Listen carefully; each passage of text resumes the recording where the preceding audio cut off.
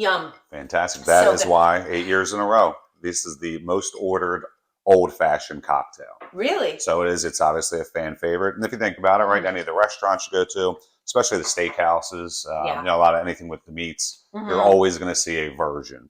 And again, that kind of shows how in depth you can make these or how basic. Yeah. As we kind of talked off camera, when they started, it was truly just a sugar cube, a couple dashes of the bitters, drop in some water just to kind of create a little mixture there. Yeah. Put your rye whiskey in originally, but it actually went to the Waldorf Astoria in New York City, and they started to use things like gin and rum.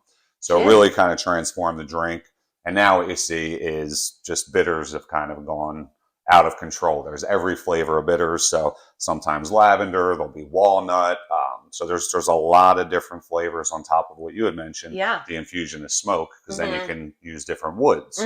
Right. So then the smoke can add different depths and flavor. Right. So it can be a very simple drink, or it can be very complex.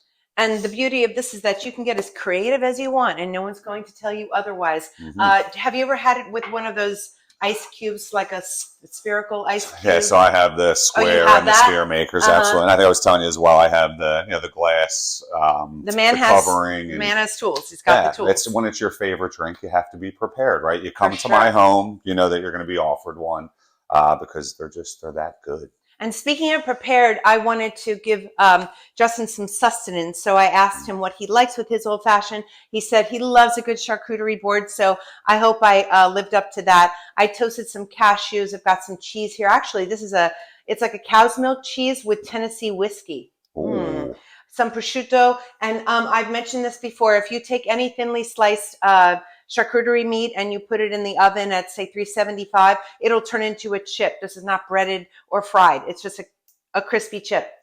Great with cocktails and a fig jam, some crostini, some charcuterie, cornichon. So nice little charcuterie board there. So Justin, is there anything else you want to tell everyone today? Well, outside of thank you, because you've outdone yourself for that, and I hope there's a small army coming to help us eat all of that. But outside of that, if you don't know and you're not aware, I run a company called Payday Employer Solutions. What we do is really alleviate headaches for business owners when it comes to payroll and the many other facets of business. What we've really helped over the last about 18 months is the employee retention credits. If you're a business owner that was partially or fully shut down during the pandemic, supply chain issues, there is a lot of money out there that can be injected back into your business. So over the last 18 months, we've helped inject over $100 million of capital back into the local business community.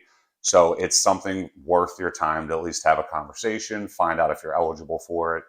We've helped folks in a lot of different industries, but specifically if you have some type of a brick and mortar and during the pandemic you were partially or fully shut down. So think of your pizza shops, your salons, distilleries, breweries, restaurants.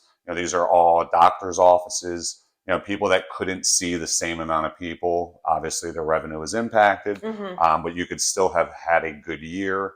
But if you were partially shut down, obviously that year could have been much better. Sure. Right? So a lot of folks aren't completely educated on that. And like I said, we've done a lot of research. We're helping a lot of companies. And we'd love to have a conversation with anybody that thinks that might help them. That is a great share. Thank you so much. So thank you so much for coming to my house. This has been delicious and interesting and always a pleasure to be in your presence, Justin. Thank you so much for having me. You are truly always one of the best hosts. Oh, truly. Thank you. Yeah. I appreciate that. So we just want to say happy Friday to you. Cheers. Try an old fashioned, whichever way you like it. And thanks so much for watching. Take care. Thanks for tuning in. All right. Cheers. Too good.